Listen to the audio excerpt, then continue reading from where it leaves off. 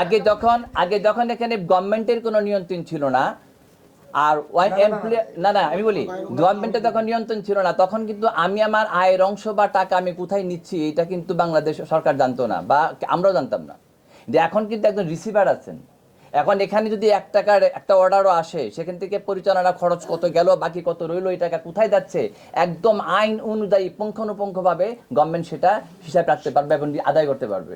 এখন ফাঁকি দেওয়ার বা অন্য কেউ নিয়ে যাবে, পাচার করে দেবে, সে সুযোগ বা সম্ভাবনা এখন নাই। এই জন্য এখন সুবিধা আছে টাকা আদায় করা। বললেন যে আপনাদের অথরিটি বা গ্যারান্টি কি আছে এখানে? গ্যারান্টি সরকার এখন রিসিভার যখন রিসিভারের সাথে আমাদের মাননীয় ম্যানেজিং ডিরেক্টর এমডি স্যার যিনি আছেন, ওনার সাথে সেপারেট টাইম কথা হচ্ছে যে আপনারা রিসিভার একজন কেন, রিসিভার 10 জন নিয়োগ দেন এবং ইন্ডাস্ট্রিয়াল পার্কটা, ব্যক্তিগত ইন্ডাস্ট্রিয়াল পার্কটা প্রতিষ্ঠানগুলো চালু রাখেন।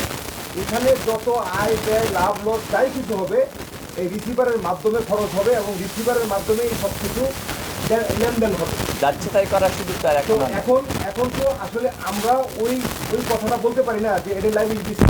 হ্যাঁ, লাইবিলিটিস নেওয়ার জন্য রিসিভার নিয়োগ দেওয়া হয়েছে। আমরা তো বলতেছি না যে লাইবিলিটিসটা আমাদের বা দায়িত্বটা আমাদেরকে দেন, আমরা আপনাদেরকে সাইন করে দিচ্ছি, আমাদের সমস্যাগুলো সমাধান করে দেন। কিন্তু সরকার তো এখানে অলরেডি রিসিভার নিয়োগ দিয়েছেন। তো রিসিভার যদি নিয়োগ দেওয়া থাকে, একজন রিসিভারের সাথে প্রয়োজনে আরো 10 জন রিসিভার দেন। আমরা সুন্দর সুশৃঙ্খলভাবে প্রতিষ্ঠানটা চালাইতে চাই এবং এই প্রতিষ্ঠানের সাথে যারা জড়িত আছে প্রত্যেকের দিকে আমি সরকার যাতে একটু দয়া করে, যে যেভাবে হোক ঋণ রিকভারি করার জন্য ঋণ পরিশোধের যত ব্যবস্থা আছে সবকিছু করুক সরকার, এতে আমাদের কোনো আপত্তি নাই। আমাদের প্রতিষ্ঠানগুলো চলুক, প্রতিষ্ঠান চললে যত ঋণই হোক এই ঋণগুলো রিকভারি করা সম্ভব। যদি প্রতিষ্ঠান বন্ধ থাকে